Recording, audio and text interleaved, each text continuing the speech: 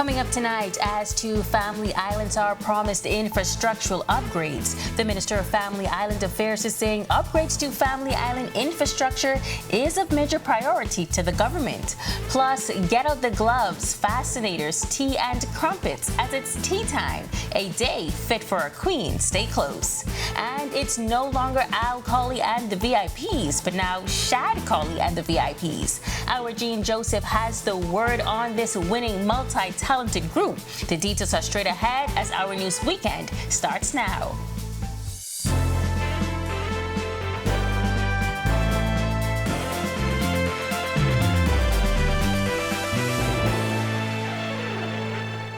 This is Our News Weekend. Thank you so much for tuning in. I'm Megan Shepard.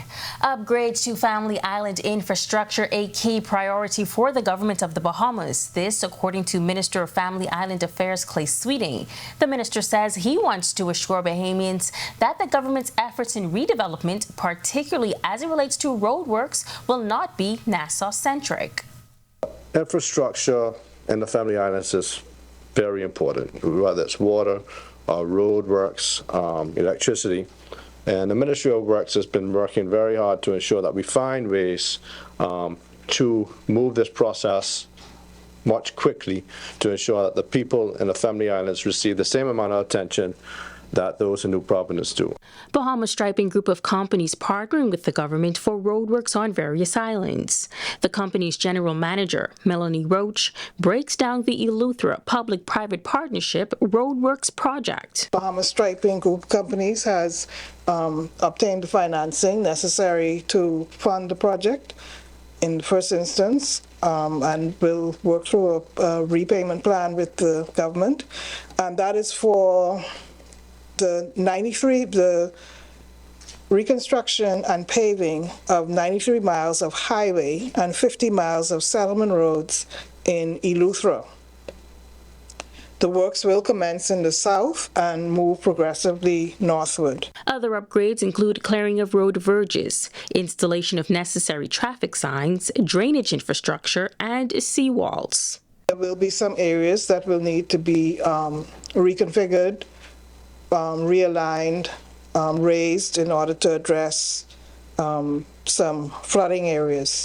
Long Island will also undergo similar roadworks, but on 119 miles of roads, 90 on the main highway and 29 on settlement roads. There are some additional waterworks that need to be taken care of in Eleuthera and in Long Island, and so we have included for that in the project funding, because we want to ensure that before we pave those roads, all of the water underground utilities are in. We don't want anybody to come back and have to dig up the newly paved roads.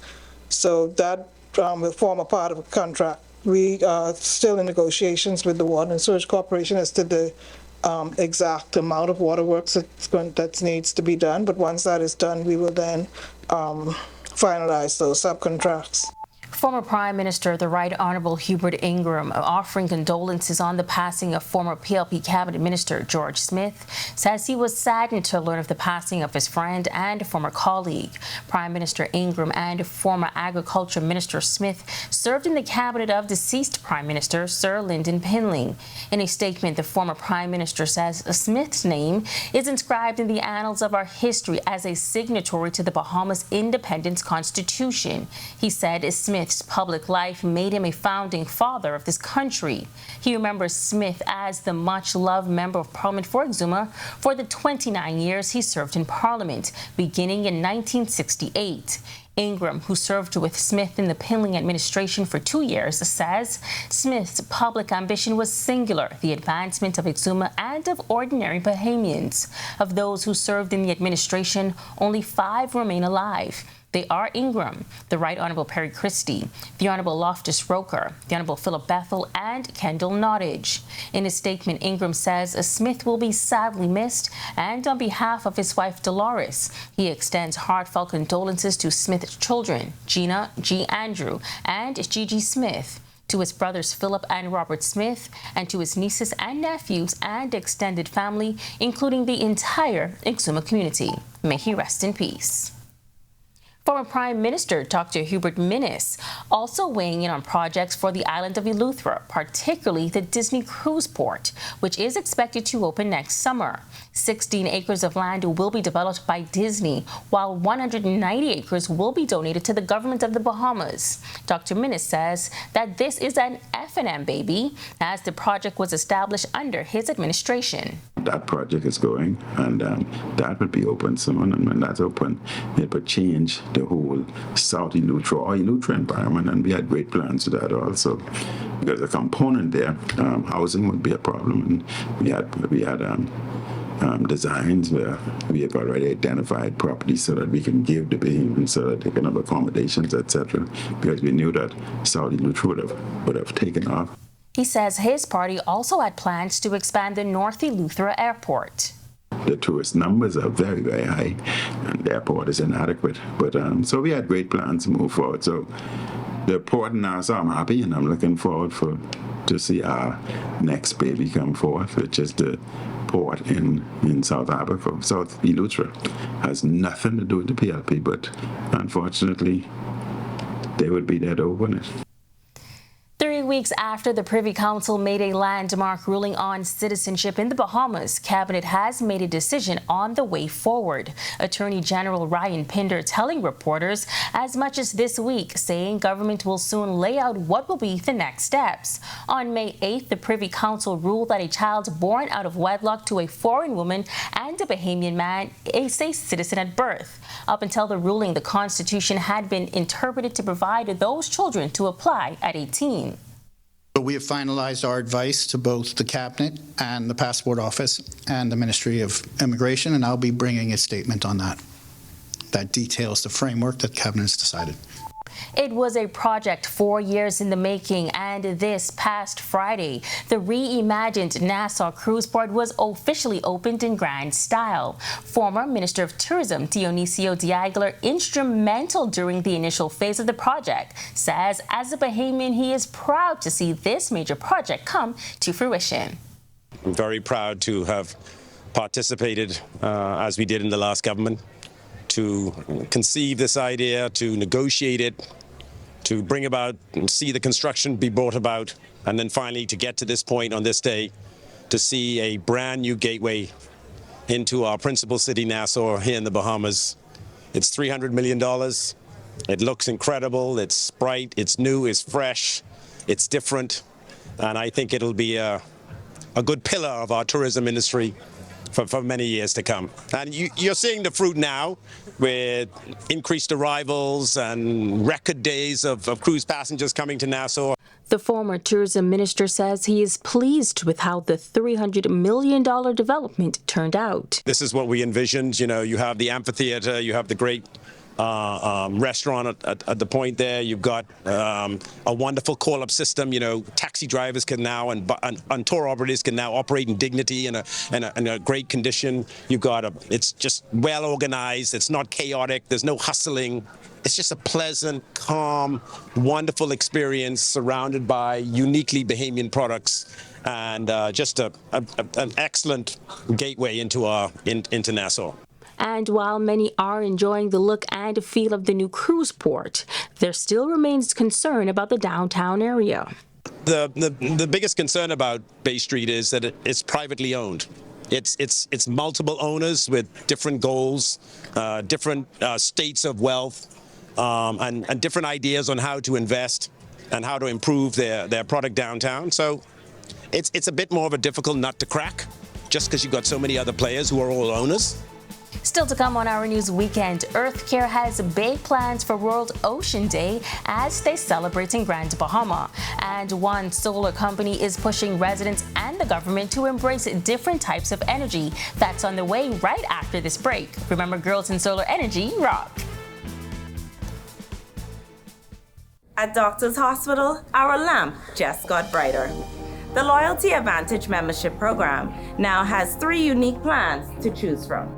From Lamp Prepaid with free prime care visits and service line discounts, Lamp Insured with copay waivers and zero upfront collections at the ER and inpatient services, or our new Lamp Access, a free plan that offers 10% off labs, pharmacy, and imaging. Lamp has a plan for everyone. To sign up, visit our website or give us a call. Doctors Hospital, trusted and best care now.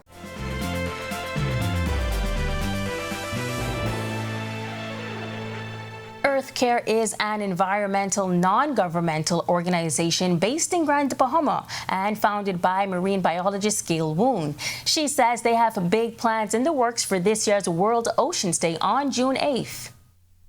We have gotten a grant from Constructive Visions, and they're basically a group of 50 National Geographic explorers who wrote a book, a fictional account of what the world would be like after the pandemic if we do everything to make the world a sustainable place. And so we worked on that project last year, and we got a renewal for this year. Woon says it's all happening at the Eleuthera National Park in East Grand Bahama, where a series of events will take place to celebrate World Oceans Day. We'll be having a kayak tour at the Eleuthera National Park, but prior to that, we're going to be reading a chapter from the book and encouraging discussion. And then we're going to go through a healthy mangrove ecosystem with students and participants and celebrate World Ocean Day. With the Bahamas being blessed with year-round sunshine, solar companies are taking steps to push government and residents to embrace renewable forms of energy. Technical manager for Inti Corporation Limited, Malin Marquis, says she embraces her role in the solar industry as a woman despite the challenges faced and believes more girls need to be given the opportunity. Even in 2023, for women, maybe the no knowledge of they can join to us in non-traditional roles, the no knowledge of to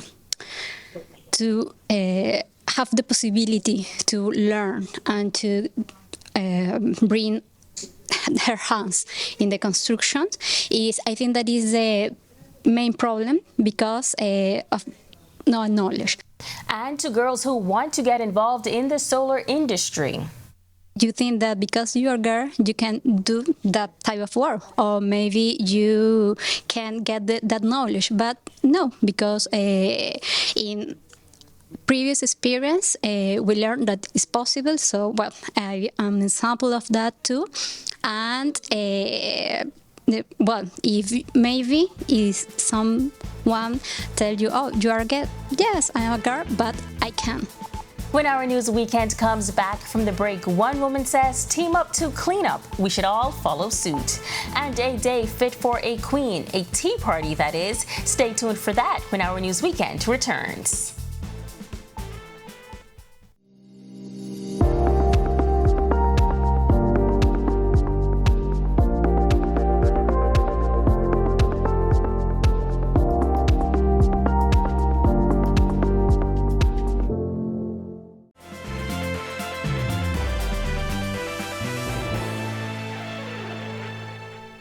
Welcome back. Bahamian WNBA basketball player Jonquel Jones going up against her former team, the Connecticut Sun, for the very first time for the 2023-2024 WNBA season. Jonquel scored 7 points and took 3 boards in the 85-61 win over the Sun. She spoke exclusively with our Sasha Lightborn following the game, who asked her whether it was difficult going up against her former team. Yeah, I think preseason I kind of got it out of the way going down there, even though I didn't play. Being in a different locker room, seeing everybody.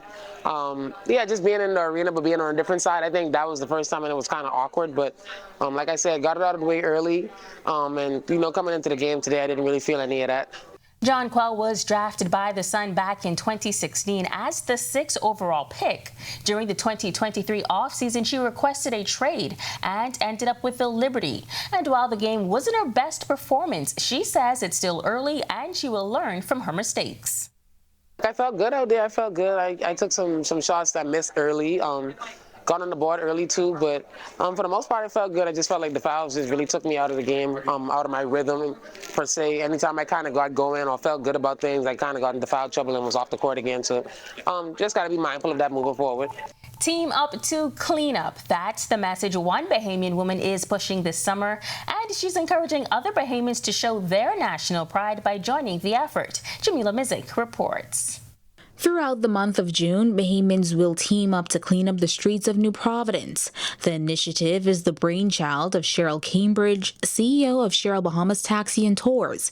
She says working in the tourism industry, visitors often complain about the appearance of the city. It's one of the reasons she decided to launch the cleanup campaign ahead of the 50th Independence celebrations. The cleanup campaign started in June, where we all, as Bahamians, can team up to clean up. And remember our coat of arms, forward, up, and together. I cannot do it by myself. I need the whole entire Bahamas to help with this cleanup campaign. It's our country, not just I alone. It is our country, so let us all get together, team up to clean up our beautiful country. Cambridge says she's participated in cleanup efforts before, and in no time the area is dirty again. And although it can be disappointing to see, she says it will not deter her goal of keeping the Bahamas clean. She's encouraging Bahamians to display cleanliness year-round. We need to get serious and show some national pride and start the month of June on weekends. You purchase a t-shirt, get together as groups. We're going to have gifts for the cleanest yard, the cleanest corner, the best cleanest building. So we have different prizes, and even the schools can get involved. We want political groups, school groups to get involved in this campaign, and not just in Nassau, starting in Nassau, but I want the whole Bahamas to team up and clean up. Now, local businesses like John Watling's Distillery are also supporting the Team Up to Clean Up campaign. Managing Director at the distillery, Pepin Argamasilla, says the goal is to ensure that when tourists visit our shores, they leave with a positive, lasting impression. One of the things I always say is, this is all of our home. Okay, would you litter in your home? No. So let's not litter in the Bahamas. There's a massive cleanup work to be done. Okay, and it's going to take years. Okay, it's not something that's going to be done in a day or two or whatever. We have National Cleanup Month. That is a good start, but this is ongoing. This is a cultural change, okay, that we need to get to in order to be able to, again, present a clean tourism product for the benefit of all Bahamians. Now, if you'd like to know more about how you can join the campaign, you can reach out to Cambridge at 829-9389 or 423-4982. Reporting for Our News Weekend, I'm Jamila Mizik.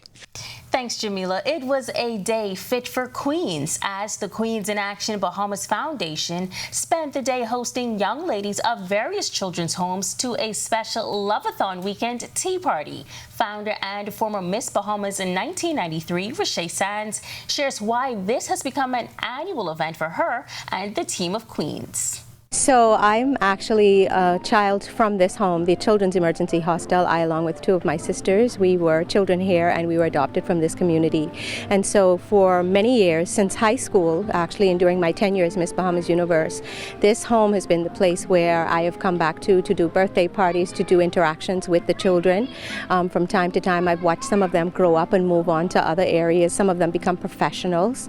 And so this place will always be dear to me, even although, we won't go to the negative side of it, but this is where I was taken from, and an opportunity of such an amazing life was granted to me when I was adopted from this home. Sand says the day's focus was all about manners and etiquette. For this weekend is the weekend where we become mothers and aunties and sisters to these little girls who, for whatever reasons there are, can't be with their mothers and their family at this time. This is all in keeping with Mother's Month, the month of May. me.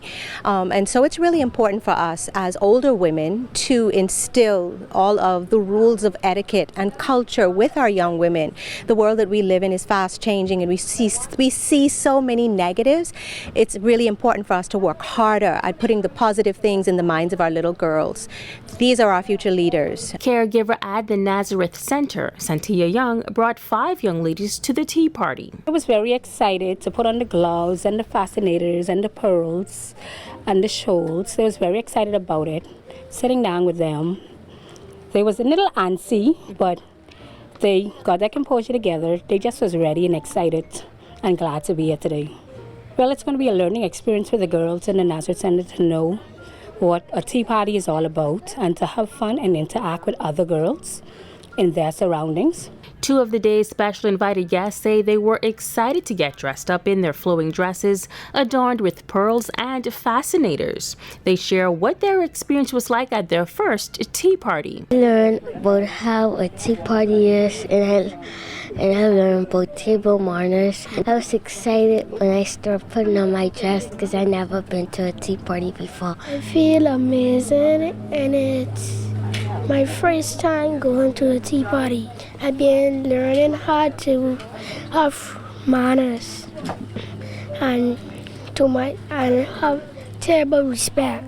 Senior social worker in the Department of Social Services, Charlene Fernander, is encouraging more organizations to spend time with the children in the various homes. I think it's a good idea that, once you're in the home and you come back and you decide that you want to give back, I think it's a wonderful thing to do. I wish all the children can do that. We have some that is coming back and doing the same thing. I would want to say to each business that they should pour more into the children in the children's home at this time. Coming up right after the break, the holiday forecast is on its way.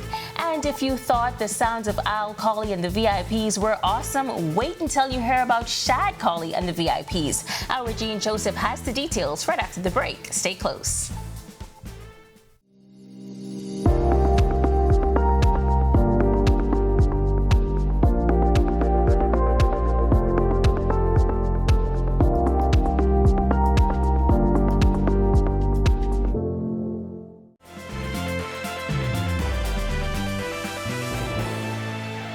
Welcome back. Steve Hawking says one can't predict the weather more than a few days in advance. We know that. So here's the weather forecast a few days in advance so you can plan your holiday just right.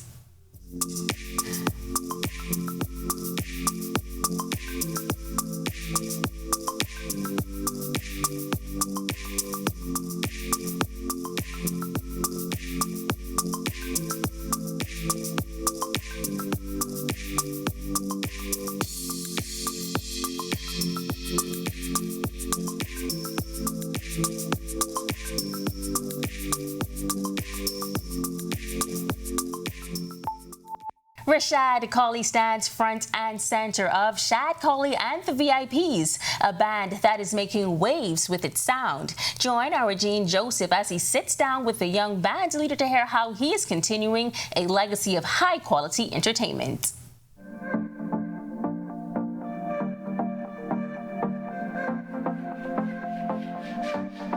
My name is Rashad Colley, and I'm the leader of the band called Shad Colley and the VIPs. Rashad Colley started on the recorder, as most kids do, and his passion for music grew from there, taking him on a journey through brass and percussion instruments until he settled on the guitar. Along the way, the young guitarist learned that his grandfather, Al Colley, had a successful band and created iconic entertainment venues like the Palace and the Zoo that showcased other local bands. My grandfather had a band. The name of his band was Al Colley and the VIPs. Hence where I get the name of my band from, Shad Colley and the VIPs. And also I just try now, basically fulfill the legacy basically. Despite his grandfather's legacy, Rashad credits his father for inspiring him to bring this band to life. My father always pushed me to try start my own band, so I have to give him credit. He always on me. Start your own band. You can do that. Start your own band. He preached to me, and I just took him before he did it. Rashad's early influences shine through in the band's performances. They play a little of everything, including rake and scrape, soca, and jazz.